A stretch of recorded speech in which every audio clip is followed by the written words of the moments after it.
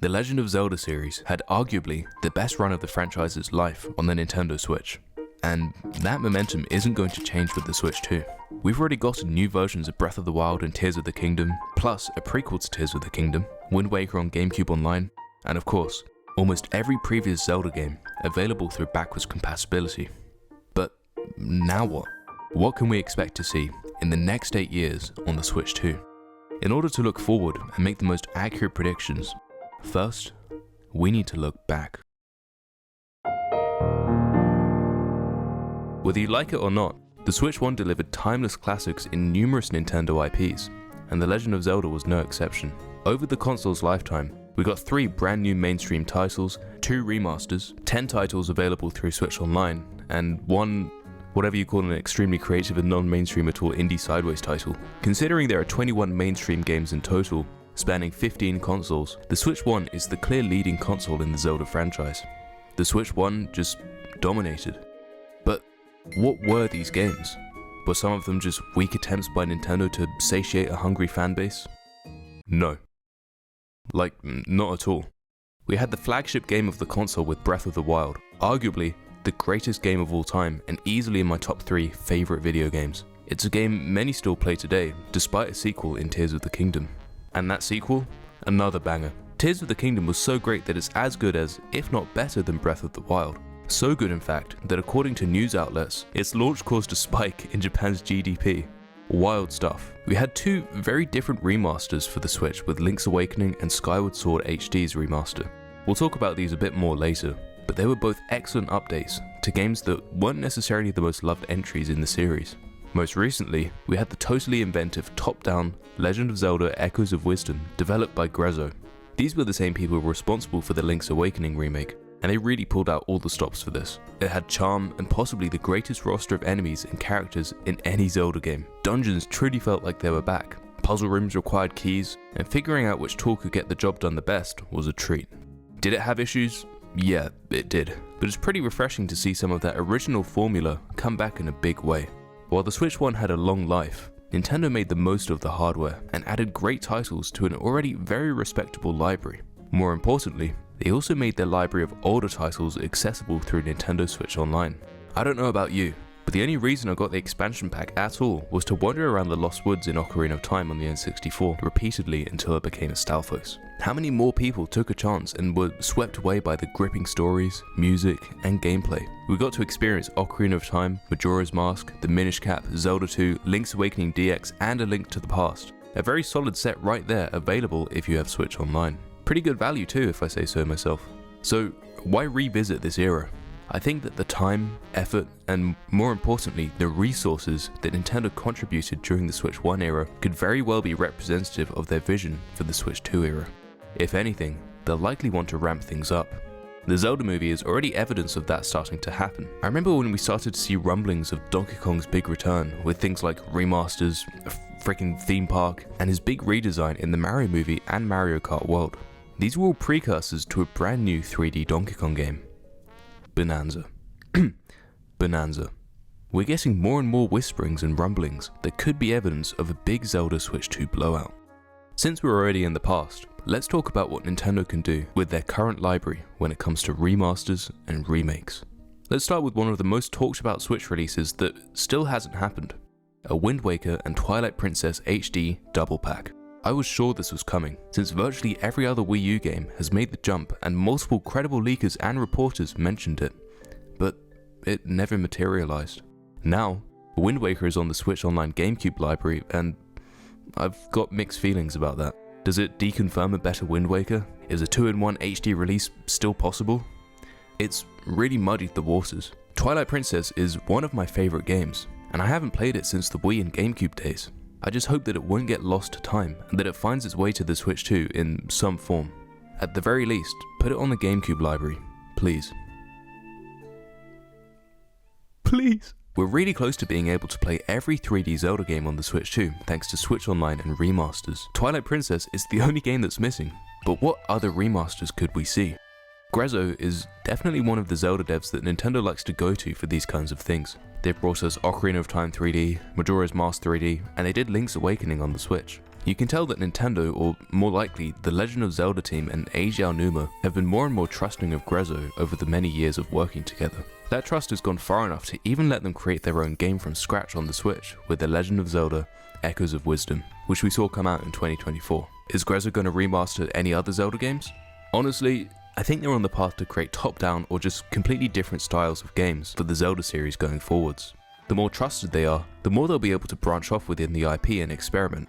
Echoes of Wisdom was pretty groundbreaking in terms of Zelda being the main character for the first time, as well as the moment-to-moment gameplay of creating echoes to fight for you or solve puzzles. Who knows, maybe Grezzo will continue to push the envelope and bring us Zelda in a completely new genre. So, if we were to get past games remastered, it'll probably be done by a different developer, and it seems like Nintendo already has a company in the chamber ready to fire off when needed.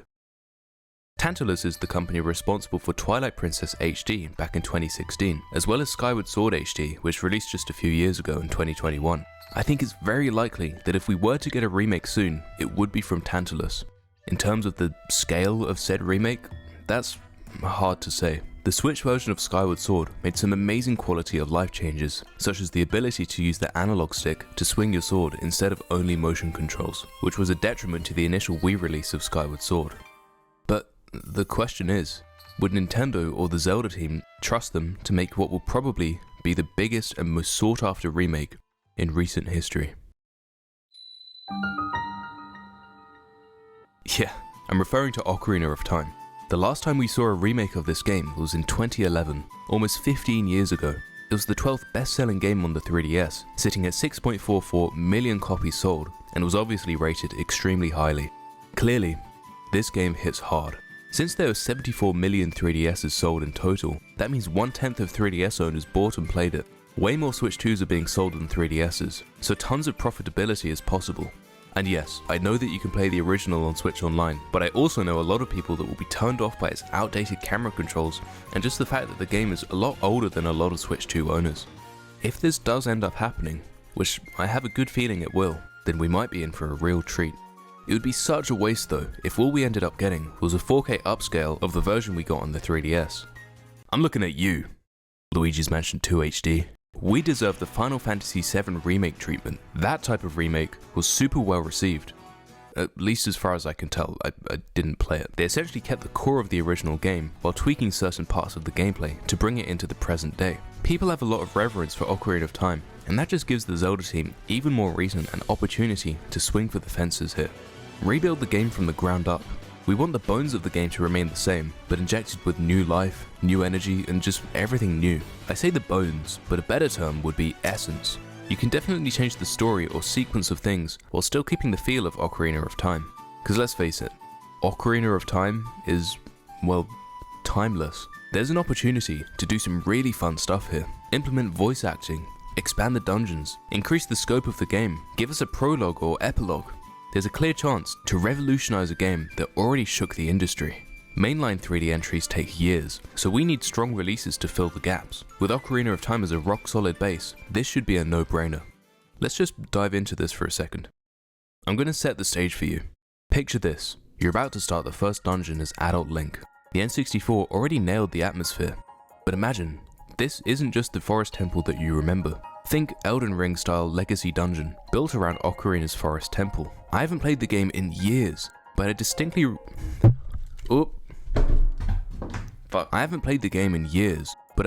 remember the weird hallway where the floor below you was warping as you ran through it. Those tiny nuggets and just weird wacky rooms were so fitting for the vibes of the forest temple. You have 4 different posts to find in order to light the 4 torches and progress through the dungeon. Isn't it interesting how we see the same formula done in Breath of the Wild and Tears of the Kingdom, but not as effectively? Give us the freedom to hunt down these posts in any order, but make sure each path to getting them feels linear like traditional Zelda. These dungeons are just perfect for world building, something that Ocarina of Time is already so good at. We could enter a room of Stalfos that don't attack Link, but just kinda stand there, lost. If you don't know what I'm referring to, when kids get lost in the Lost Woods, they turn into Stalfos. You can find this information from another NPC in the game, and to be able to find it in the real world would be haunting, and so effective in making this already brilliant world feel more rich and alive. I've seen people recreate Ocarina of Time in a Studio Ghibli-esque style in Unreal Engine, and something like this could go a long way. Breath of the Wild did a great job at planting the Zelda seeds in people and getting it on their minds. Now, or I guess at some point in the Switch 2's life, is the time to show the newer Zelda fans how we got here and what inspired so many video games with the remaster Ocarina of Time deserves. Make it happen, Nintendo. Of course, we have Hyrule Warriors Age of Imprisonment coming very soon, and I easily consider this to be one of the big ones. The Warriors series was originally quite niche, but since Age of Calamity, where they shook us up entirely by making a prequel to Breath of the Wild, it's become much more mainstream. With Age of Imprisonment, I expect it to also do exceptionally well, and it seems like they're going to be fixing the problems us fans had with Calamity. The main issue with that game was that it was supposed to be a prequel to Breath of the Wild, but none of it actually happened. It had its own story set in the past and everything, but it wasn't canon to the main game, and it sort of felt like the whole story was meaningless and didn't feel proper. With Age of Imprisonment, however, we already know that this game is going to be a canonical precursor to Tears of the Kingdom, which shows that Nintendo and Koei Tecmo have been listening to fans. But I don't think they'll stop there. Another big issue with Hyrule Warriors games was they always felt quite repetitive. Hack and slash some enemies, fight some more enemies, fight even more enemies, and repeat. The only way to shake up the gameplay was to change your fighter. This has led to the repetitiveness of these games being one of the biggest complaints among fans, and given that they've listened to complaints about the canonicalness, I wouldn't be surprised if Age of Imprisonment will be a much more engaging game that doesn't get stale as quickly. To add to my point that this is one of the big ones, the production quality since Age of Calamity is just impeccable. It's got the same visuals of Breath of the Wild, over an hour of cutscenes that you can basically watch as a movie on YouTube, and some of the best music in the franchise. Seriously, the music is so great. I wouldn't be surprised if I'm using it right now. Am I using it now? Okay, the moment you and I have been waiting for. The next 3D Zelda game. Where do we even begin? And I'm not talking 3D like Hyrule Warriors or Echoes of Wisdom. I'm talking a main title, Aonuma producing, Fujibayashi directing, Tears of the Kingdom successor, Zelda game. Let's start with some hard facts. We've been living in the world of Breath of the Wild and Tears of the Kingdom since 2017. It's been almost a decade from the time that this video comes out, and with Nintendo's current gaming philosophy, they're going to keep this phrase at the forefront of their minds during development. Player freedom. So many recent tentpole releases from Nintendo have explored this. Breath of the Wild, go anywhere. Tears of the Kingdom, build anything and go above and below. Mario Kart World, drive anywhere. Donkey Kong Bonanza, break everything. Think about this too. So far, there have been 3 distinct gameplay eras in the Zelda series. The first is the top-down, 2D style games. We've had iterations of it, but even Echoes of Wisdom feels very similar to the classic The Legend of Zelda game from all the way back in 1986. And those 2 games came out 44 years apart. Wow. The second is what I'd consider to be the strongest catalogue of Nintendo games in general, and that's the 3D puzzler. Ocarina of Time was the first, and it went all the way up to Skyward Sword. These games were amazing, and we were fortunate enough to have 5 of them come out with this type of gameplay. The last that we have is the open world Zelda, with Breath of the Wild and Tears of the Kingdom. Clearly, I'm not counting side modes, minigames, or what have you. Cause yeah, we did get Zelda 2, the side-scrolling Zelda. We also had Link's crossbow training, Tingle games, and a bunch more obscure ones, like Zelda CDI. But these 3 are the main gameplay styles we think of when it comes to the Zelda series. Before we got our first 3D puzzler, we were in the 2D/top-down era for 12 years. The 3D puzzlers before Breath of the Wild lasted 19 years, and so far, the open-air concept has lasted 8 years. It seems likely that we'll have, at minimum, a couple more open-air style games in store for us before they try a totally new style of gameplay. Nintendo's crazy hard to predict, but I'm very confident about this. If Nintendo's excited about an idea, they are going to do it. And right now, they definitely seem to be in love with player freedom and finding plenty of ways to fine-tune this gameplay style. The 3D puzzler felt iterated to death by the time Skyward Sword came out, but we've only had Breath of the Wild and Tears of the Kingdom for this open-air era. I think Breath of the Wild nailed it pretty perfectly for being a truly open-air game compared to how stale open worlds were starting to feel at the time. That open world fatigue was real, and Breath breathed new life into the genre. I do feel like Tears of the Kingdom kind of took the wrong message from Breath of the Wild. The build mechanic was a pretty big part of the game, and one that kind of distracted and pulled me out of the world. It turns out, when developers saw people using magnesis to fashion a vehicle made of minecars to traverse the world of Breath of the Wild, that viral moment was all the ammo they needed to take a shot at creating more of these viral moments. To a degree, it worked. We saw Koroks being burned at the stake, giant mech beasts, and whatever this was. So while those viral goals were met, it just didn't feel right. It was too easy to just build a hoverbike and go wherever you wanted. The viral nature of the game almost hurts it in its own way. The internet lets us see instantaneously the ideas and builds of others, so we don't have to think for ourselves. And if we try to, we feel bad because we aren't smart enough to build Mechagodzilla. I think Breath of the Wild's minecart moment works because it feels right for that world. The physics engine in that game speaks for itself, and that's where most of the buzz comes from. Look at this field I set on fire, and the draft that's created from that fire that I can interact with. Or look at this electricity-based puzzle, and what happens when I use my own electric weapon to continue the current. It wasn't intended to be this viral thing, but because it works so well, we all wanted to share the fun little details that the world has to offer. I say all this in the hopes that the next Zelda game takes this approach of making the world feel alive first, and creating a space that feels like Hyrule. The small interactions that make these games special are going to naturally create these viral moments, building not necessary. We don't know what the hook of this next game will be, but we can be sure that it's not going to be building, and it's still going to be cool. There are two very opposing directions I think they could take this game in, at least in terms of art style. Breath of the Wild felt kind of like a watercolor painting and a cross between Skyward Sword and Twilight Princess. I think they're going to go even further in the directions of either game I just mentioned. If they go in the direction of Twilight Princess, it'll easily be the most realistic looking Zelda game we've ever seen, and really take advantage of the Switch 2's power. If you remember the Wii U demo of what looked like to be a Twilight Princess style game, that's kind of what I'm thinking. Really lean into the fantasy and just beef up the polygons. Or it goes in the more artistic direction. I'd love to see something even more Ghibli-esque, really brought to life, and it would easily work for The Legend of Zelda. Something Studio Ghibli movies do so well, especially Princess Mononoke, which seems to have inspired a lot of Breath of the Wild, is the idea of man versus nature. What if Hylians are the problem? What if they're trying so hard to progress in terms of technology or something, that the other inhabitants of Hyrule turn against them? Link has to be the bridge between the different factions to bring order to the world. Somehow, Ganon, or at this point a completely new villain, is at the core of the issues that persist. I really like the idea of the Sheikah being the villains, but only because the Hylians put them up to it. When Zelda gets political, it leads to some of the best world building in games. Twilight Princess does this with the Snow Peak Ruins. It was a place that soldiers used to stay at, but has a dark history. Or there's the entirety of the Shadow Temple in Ocarina of Time that acts as a window into the troubled past of Hyrule. Here's another concept that I'd love to see. We hear so often about the wars that happen within the lore of these games, and especially the fat exposition drop where scrolls, manuscripts, books, or even Zelda explain the past that led us to where we are. How about putting us in those battles and wars? Sometimes, we can look at features in past games and see how it can affect future installments. There's two examples where we've seen this sort of gameplay play out.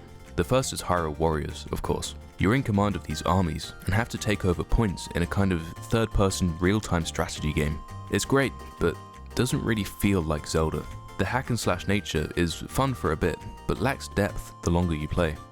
At least in my experience. The other example is actually pretty recent, and it's from Tears of the Kingdom. There were these fun little NPC camp raids where you'd fight alongside Hylians who had brooms, sticks, and whatever they could find as armor and weapons to help you fight bokoblins, moblins, and boss bokoblins alike. This was one of my favorite parts of the game. I felt like I was turning the tide of battle and leading the charge with people that were really counting on me.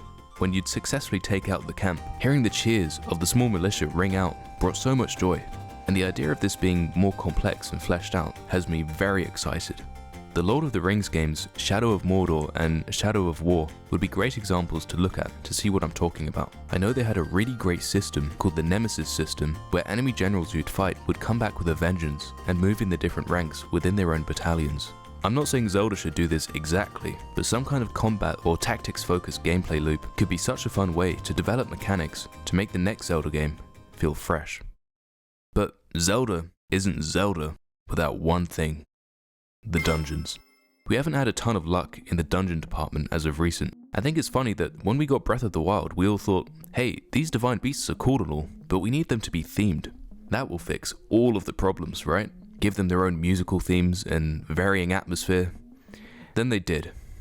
And we learned, oh, yeah, that wasn't the problem. The Zelda team might need to find some way to incorporate linearity to their open worlds. Shrines, especially in Breath of the Wild, felt pretty good when you had a solid puzzle to solve, but it felt like just a piece of a dungeon that, like Divine Beasts, still lacked strong theming or any reason to care about the geography that the puzzle was held in. I mentioned Breath of the Wild shrines and not Tears of the Kingdom because Tears' shrines were even easier to cheese or completely disregard the intended solution. It wasn't even like you had to use speedrunning strats or anything to break stuff. It was as simple as putting a plank in the air, using recoil after standing on it, and paragliding over barricades. While this was very cool in its own way, it's not what we're looking for.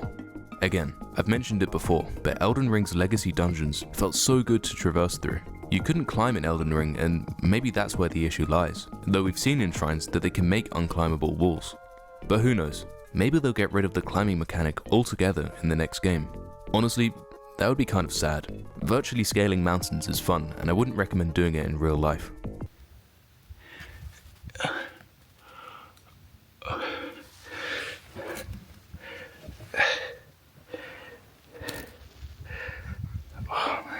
The next Zelda also needs to do better with its enemy variety. I'm getting really sick of fighting bokoblins that decided to pour bleach on themselves. I know it's a smaller game, but one of Echoes of Wisdom's great triumphs was just how varied the enemies were. Almost every area of the game had a large quantity of enemies I'd never seen or hadn't seen in a very long time.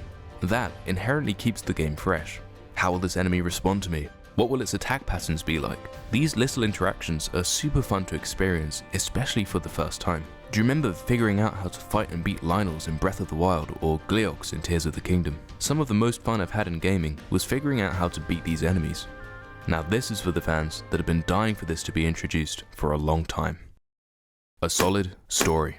Because of the Zelda movie coming out, there could be precedents for a legitimate story in the next Zelda game. It's on their minds, and I know that we've been pretty open as fans about the fact that memories are not it. Breath of the Wild did a great job at telling its story through the landscape and was excellent with its show don't tell mentality. Because Link has amnesia, it also kinda works. But then we got the same thing again in Tears of the Kingdom. We want more depth because we know it would be incredible. And not just in the normal Ganon terrorizes everyone sense. I want drama. I want a Midna's Lament moment where the situation couldn't be more dire. It's difficult to have that in a game this open though. If you ever feel like leaving an area, you can.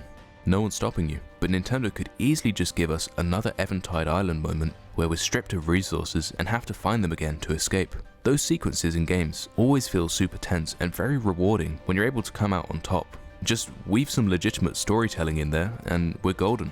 As for when we could see this game, honestly, they could tease it as soon as the next Nintendo Direct. They showed us Tears of the Kingdom 4 years before it came out. If we're being realistic though, they'll probably wait a bit longer before teasing it, since they always get delayed, and I'm sure they've got a ton of games that are coming out sooner that they want to show us.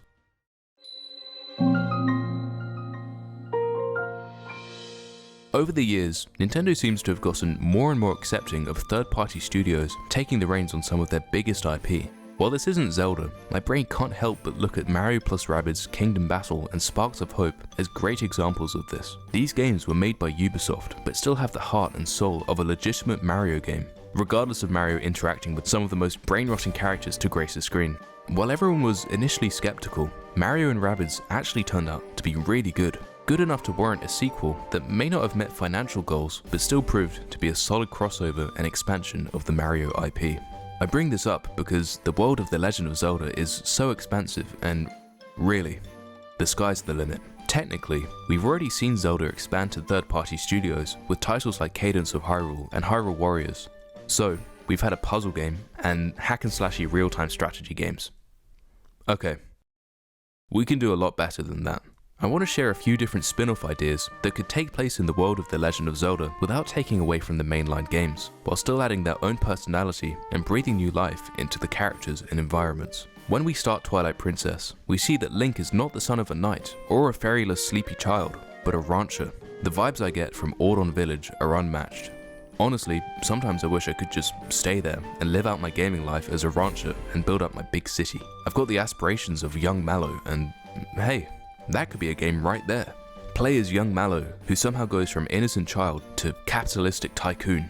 A Zelda farming sim with some kind of twist would be a very fun title. I mean, we got Link's crossbow training for crying out loud. I just don't want the Zelda team to stop doing weird stuff and getting out of their comfort zone, as unpopular as it may end up being. Sometimes stuff just doesn't hit, but you never know if you don't try. I want you to think of a Zelda game you love dearly. A Zelda game that everyone loves. A Zelda game that's so good it deserves 100 and 15 on Metacritic. Zelda 2. I nailed it. I don't even need to look at the comments. It's so obvious that that's what all of you were thinking. I want a company that can take this 2D action to the next level. And even though it will probably never happen, a Metroidvania like Hollow Knight would be so cool in the land of Hyrule. And yeah, I know.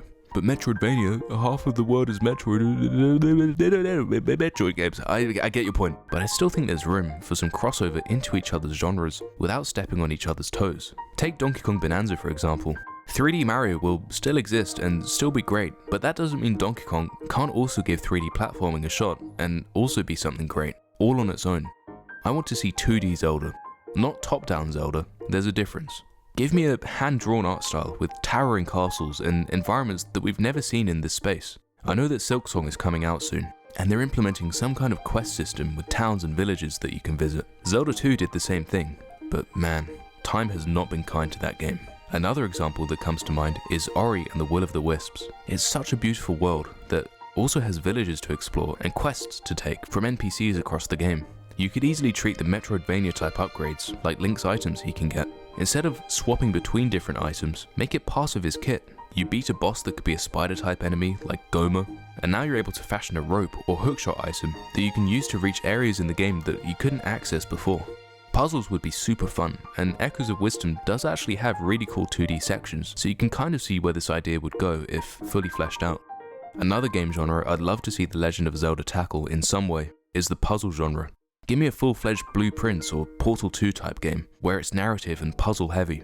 Maybe Link is trapped in a super elaborate dungeon, built by the enemy of the game, and has to be super scrappy about his solutions to getting out. Puzzles could span multiple sections, and could even act like a sort of escape room, but in a Zelda-y way. And seeing as puzzles are one of the series' strong suits, I don't see why this couldn't happen. The possibilities for a puzzle-focused Zelda game are quite literally endless. So I'll just let your imagination run wild with that one. There's still so much we could say about the future of Zelda and the next big 3D Zelda game.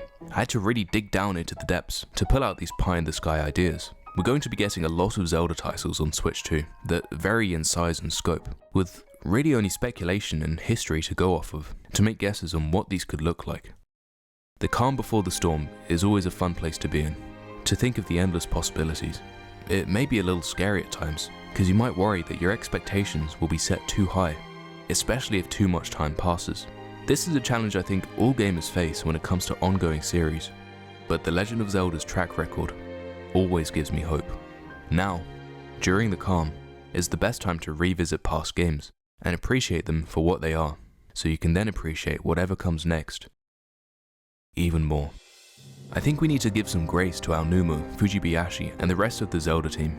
There's a lot of weight on those shoulders to deliver an experience equal to or greater than the last, which will always be a huge challenge, especially when building off the legacy that a series like The Legend of Zelda has. But that's just the nature of the work. Even if there are things that we may not love or agree with, at the core, one thing is true. These are just good video games. We might like the way Wind Waker looks as opposed to Twilight Princess, or think the freedom of Breath of the Wild isn't limiting enough. But the bones, the essence, what makes Zelda, Zelda, still remains. I know that's a controversial take to have these days, but I really do believe we have nothing to worry about. The future of the Zelda series is looking quite bright on the Switch 2, and I can't wait to see where it takes us. If you want some different thoughts on this, try this video I made a couple years back. It's my first big video I ever did. Also, come join my Discord if you want to chat with me. There's a link in the description. Thanks to my members and patrons for your continued support. And thanks for watching.